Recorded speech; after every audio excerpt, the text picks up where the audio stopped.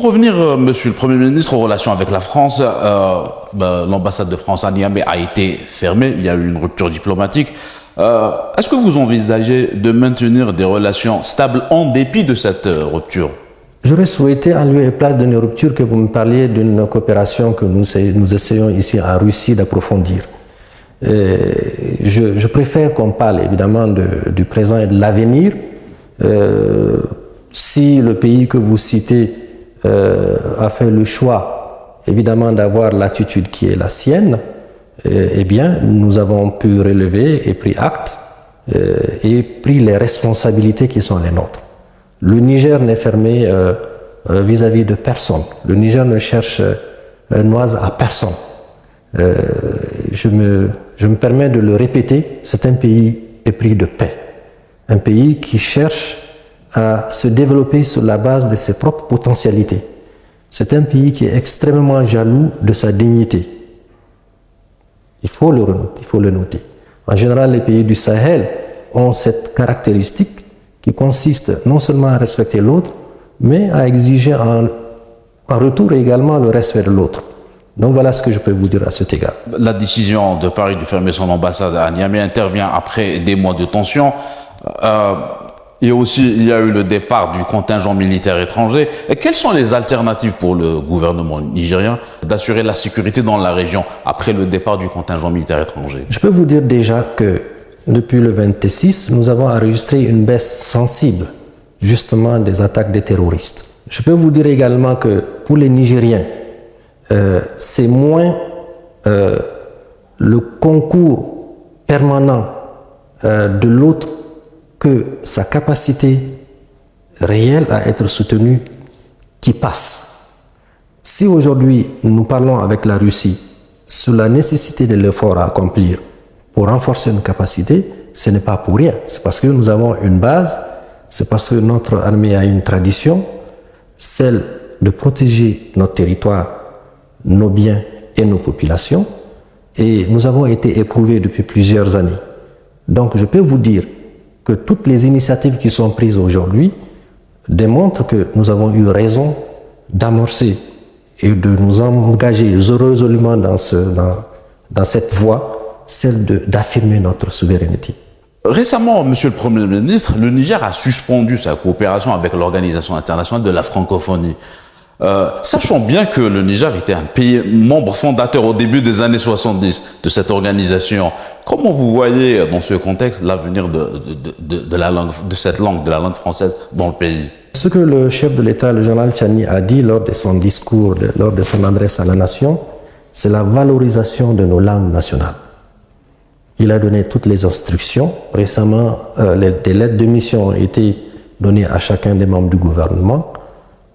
Notre ministre en charge de l'éducation a reçu la sienne. Des indications claires sont consignées pour que nous puissions donner priorité à nos langues nationales. Mais il n'y a pas que nos langues nationales. Il y a d'autres langues internationales vers lesquelles le Niger entend en tout cas faire appel pour renforcer évidemment cette richesse culturelle. Une langue, c'est toujours une richesse. Dans le sens de promouvoir les langues nationales. Mais bien sûr, au-delà des langues nationales, toutes les autres langues, en tout cas, le Niger est ouvert à cela. En ce qui concerne, Monsieur le Premier ministre, la CEDEAO, la Communauté économique des États d'Afrique de l'Ouest, le Niger a été suspendu par la CEDEAO, il y a eu des sanctions économiques. Quels sont les efforts effectués par le gouvernement du Niger pour atténuer les conséquences économiques de ces sanctions? D'abord, ces sanctions sont illégitimes. Elles sont illégales, elles sont irrégulières. Elles ne se retrouvent dans aucun des traités ayant conduit à la création de cette organisation, même l'UEMOA également. Je préfère que vous parliez plutôt de punition. Jamais on n'a vu un pays privé des denrées de première nécessité. Les denrées de première nécessité, c'est d'abord les denrées alimentaires, c'est ensuite les médicaments, et puis après l'énergie. Il n'a jamais été consigné nulle part dans le traité ayant conduit à la création de la CEDEAO, la décision de fermer une frontière et de menacer d'attaquer militairement. Donc, depuis 6 mois, le Niger travaille à améliorer ses capacités de résilience Il l'a démontré. Nous pensons que dans les jours à venir, il était question que le 10 passé, nous puissions avoir des échanges. Cela a connu un report jusqu'au 25, lié à des impératifs de dernière minute. D'ailleurs, on était revenu pour demander à cette organisation de revenir et de respecter la date du 10 ou même le 12. Elle a refusé de venir. Il faut que aux téléspectateurs, que les Nigériens, que les habitants de la CEDEAO sachent que c'est la CEDEAO qui a refusé de revenir. Maintenant, si le 25, elle décide d'arriver, évidemment, nous serons ouverts, nous serons disposés à poursuivre les négociations pour que ces sanctions, qui ne se justifient point, soient levées immédiatement. Voilà ce que je peux vous dire, mais c'est très regrettable. Nous sommes à un doigt de considérer qu'il s'agit d'un crime de guerre. C'est un crime de guerre. Il faudrait le constater. Jamais on n'a privé un peuple de la manière dont la CEDEAO et l'UEMOA ont privé le peuple nigérien. Ils n'en ont pas le droit. Vous parlez d'échanges, Monsieur le Premier ministre. Il y a eu une suspension, il y a eu la levée de suspension par le port de Cotonou. Dans ce contexte, vous voyez comment les relations avec le Bénin? Nous utilisons d'autres moyens pour faire entrer les approvisionnements pour notre pays. Le pays que vous citez fait partie de ceux qui ont injustement pris, du moins leurs autorités, la grave décision de punir notre peuple. Nous en tirerons les conséquences. Et je ne pense pas que ce que vous dites va dans le sens de revenir d'abord au respect des règles des institutions. Non plus, je ne pense pas que ce que vous dites s'inscrit dans le sens de laisser ces liens que nous avons avec le pays voisin s'exprimer et continuer, avoir des échanges commerciaux, des échanges culturels. N'oubliez pas que les populations du nord de ce pays sont quasiment les mêmes avec les nôtres. Donc ce pays que vous citez, malheureusement, n'est pas de bonne foi avec, du moins, ses autorités. En ce qui concerne l'alliance, l'AES, l'alliance des États du Sahel, c'est une alliance en projet avec les pays voisins. Est-ce qu'elle serait une alternative au G5? Vous parlez de l'AES, l'alliance des États du Sahel. C'était d'abord le G4? Oui, le G5 Sahel. C'était d'abord le G4, parce qu'un des pays l'avait quitté, et le Burkina et le Niger également ont pris la décision, évidemment, de revoir leur participation à cette organisation, et nous pensons avec intime conviction que l'AES est une organisation qui prospérera. Plaise à Dieu. C'est quoi les objectifs de cette alliance pour vous? C'est ce que j'essaie de vous dire.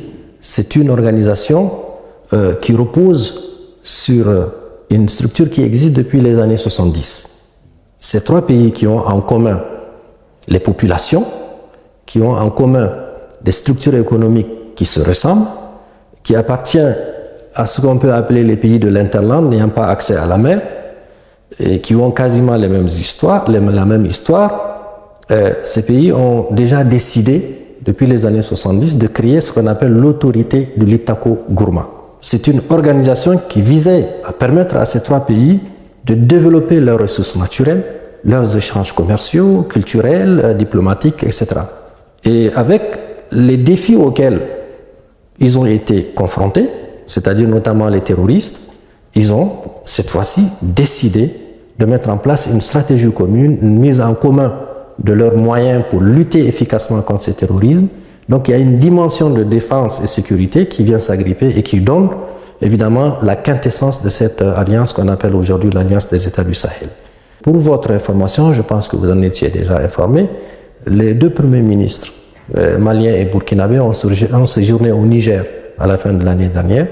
Nous avons passé en revue tous les points clés qui devraient nous permettre d'aller vers la mise en place d'une commission mixte tripartite de coopération où on passera en revue, évidemment, tous les projets communs, les projets et programmes communs de développement, et pour permettre aux populations de ce pays d'abord de bénéficier d'une protection commune vis-à-vis de l'agression extérieure et même intérieure, mais également ensemble comment mettre en valeur les ressources naturelles qui nous appartiennent. Voilà. Et sur le plan international, vous voyez comment le positionnement et la place du Niger sur la scène internationale après le 26 juillet?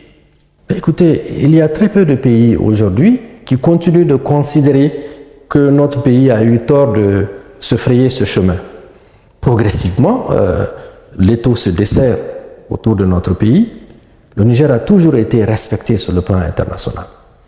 Et voyez-vous, ce choix d'affirmation de souveraineté nous a valu aujourd'hui une reconnaissance nouvelle. Nous recevons tous les jours des soutiens qui viennent de tous les pays africains et même de certains pays européens, la Russie également. Et donc le Niger est respecté sur le plan international. Il a toujours été respecté.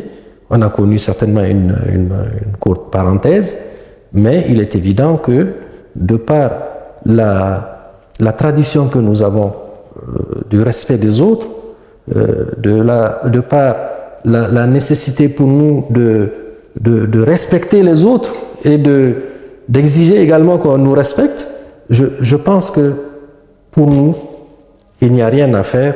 Notre place reste une place qui est tout à fait respectable. Quelle lecture vous faites aux relations entre le Niger et les autres puissances telles que la Chine et les États-Unis?